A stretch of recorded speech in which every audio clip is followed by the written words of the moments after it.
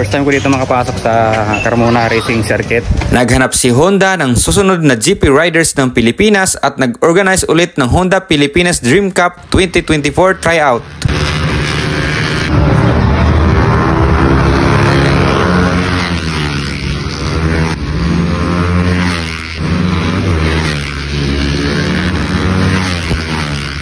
At halos 18 young riders ang umatin at sumalang sa tryout para maipakita ang kanilang talento sa racing skills at attitude. At 12 lang ang mapipili sa 18 na nag-tryout sa Honda Pilipinas Dream Cup 2024. Sikpat mo, mapunta ka saan? Sikpat ka ng sikpat. Sa primera, diba?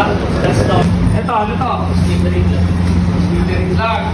Basa, sana wag bumulan, no? Basa, may langis. Yan, wet.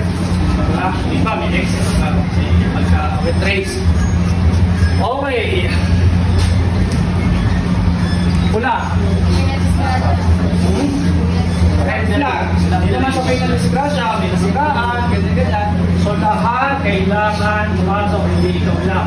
Kung ikaw yung nakapatan, ikaw lang papasok, hindi. Ibig sabihin, lahat kailangan pumasok. Okay? Yun, may kailangan i-rescue, may kailangan po yung motor, diba? Saan nyo na? Sub to base, okay. Ito. Block. Block na lang. Block na lang. Okay, block. Kailangan mo, ikaw lang. Kailangan pumasok. Hindi lahat. Dalawa. Kahit na lahat. Kailangan. Sa'yo tinapat to, hindi ka na pwede pumasok. Pag umikot ka pa ulit, hindi ka na. Hindi ka nakasali sa tryouts natin. So yun, kakatapos lang mag-briefing para sa Honda Pilipinas Dream Cup 2024 tryout. So grabe mga bata yung bata yung nag-tryout. Merong 13 years old. So try natin yung interviewin. At nakasama din natin ang isa sa mga napili sa Asia Talent Cup 2024 represent the Philippines na si Alphonse para makita at maalalayan ang mga young riders na nag-tryout. And for the mga riders and media, thank you for always participating in the Honda. We're always here to support us, and hopefully to see you in our future activities. With a lot of activities on the months ahead.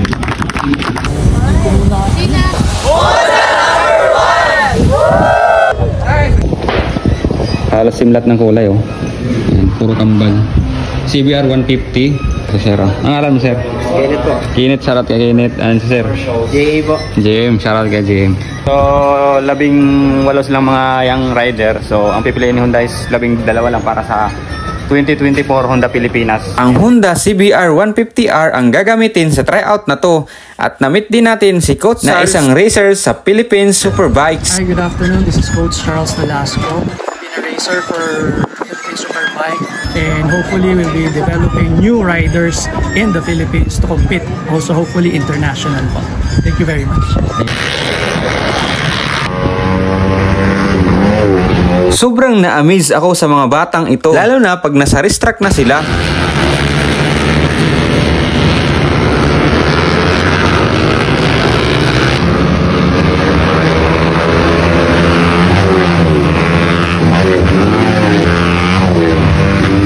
Masarap ba manood ba?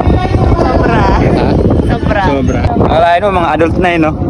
So yung mga barata, ito naman yung second batch sa tryout kasi siyam-siyam sila kasi 18 sila lahat, tapos siyam-siyam by batch.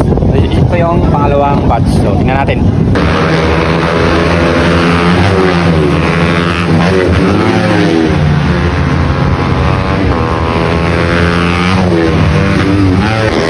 Grabe, sulit!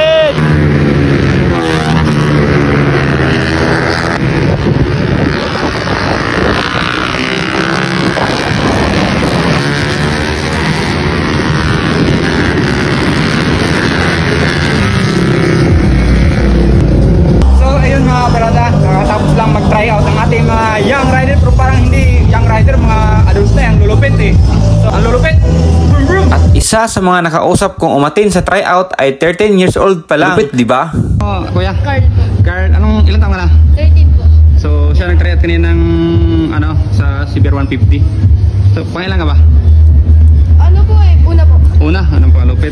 Ang masay mo sa CBR 150 ng Honda? Okay lang po. Ano po, nahihirapan po ako kasi po hindi ko po masyado abot kapag dalawang pa. Nakatingkayad po ako. Pero po, ano po, hindi po siya mabigat. Tapos, ano po, magana po siya. Pag nakatakbo na. Kapag nakahiga po, tapos mabilis po. So, si Kuya, grabe. Ganyan na. Pero pag nakamotor, ang angas. Let's go. Thank you po. Nakasama din pala natin sa event na to sila Nid Adriano, Lifestyle on Wheels, News Moto at marami pang iba. Hi, ako po si Bash Travis Aguilar, 13 years old. 13 years old? So, Simula pa lang po is organized naman po sila, tapos masaya naman po at maraming pagkaan. And on time din naman po sila na yung mga schedule po. so si Kuya, 13 years old, sumasabak na ba sa karera? Opo, sumasali na po. So, Kuya, ano masasabi mo sa CBR 150? Malakas po yung CBR 150 na version 4 and na-enjoy ko naman po. Thank you. Shout out sa'yo. Gusto kong magpasalamat sa Honda Philippines para sa great experience at first time kong makapasok sa racetrack sa Carmona Racing Circuit.